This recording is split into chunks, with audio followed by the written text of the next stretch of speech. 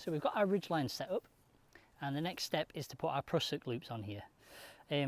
Prussik loops you can make from any piece of string really, so you'll find in the sets that we sell there, it's a section of this reflective paracord that is tied with an overhand knot at one end, and it can be as simple as that. We don't need to do the sort of rock climbing version of these with double fisherman's knots. This is more than sufficient for tarps.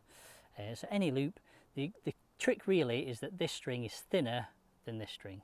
If it's the same diameter, or if this string's thicker than this string, it will slip and it won't really grip at all. So this needs to be slightly thinner ideally than your ridgeline. Once you've got these, the way to tie them then is to keep the knot at the bottom and a loop at the top, and it sticks over the top of the ridgeline just there. And what we're going to do is swing the knot around and through that loop once and again, and then pull it all down and dress it up nice and neat, and it should look like kind of 4 little stacks held together. Okay, the benefit with that is that I can slide this bit wherever I want it along the ridgeline, but if I pull on the knot, which is where it's going to be attached to the tarp down there, it won't budge. Okay, it locks really tight. I physically can't move that myself. If for any reason you need extra friction, so maybe you're using a different setup and you want more, you can just put more of those coils through. So again, just put the knot through the hole and you'll end up with 6 rather than 4. And again, very, very lock sturdy now. We can slide this up and down. So I tend to leave these permanently attached to my tarp or my ridgeline. One here and one on the other side of my tarp. So 1, 2 is plenty. Let's go 3 because I'm leaving these on here permanently, and we dress it up nice and neat and tight. So that is the Prussik. All right, so we've got our Prussiks attached to our ridgeline now. We can use that to spread out our tarp.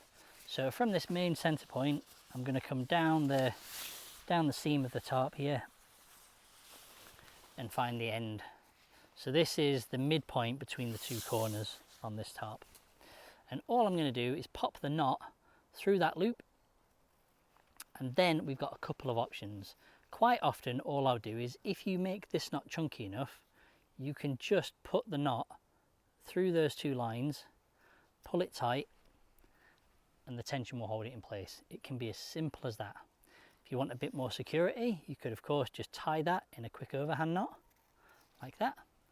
The issue with that one is that if you pull this really tight, that can be a little tricky to undo. Or the sort of woodland classic is to grab yourself any stick off the ground, put your knot through the loop, and then put your stick through the Prussik. And what we can do now is track that to where we want it, and when we pull on the tarp, it stays there. So if I do the other side here,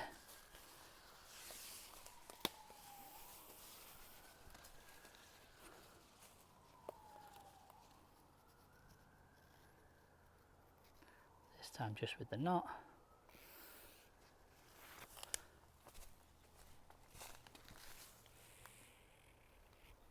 we can get the tarp really tight and it stays there where we want it.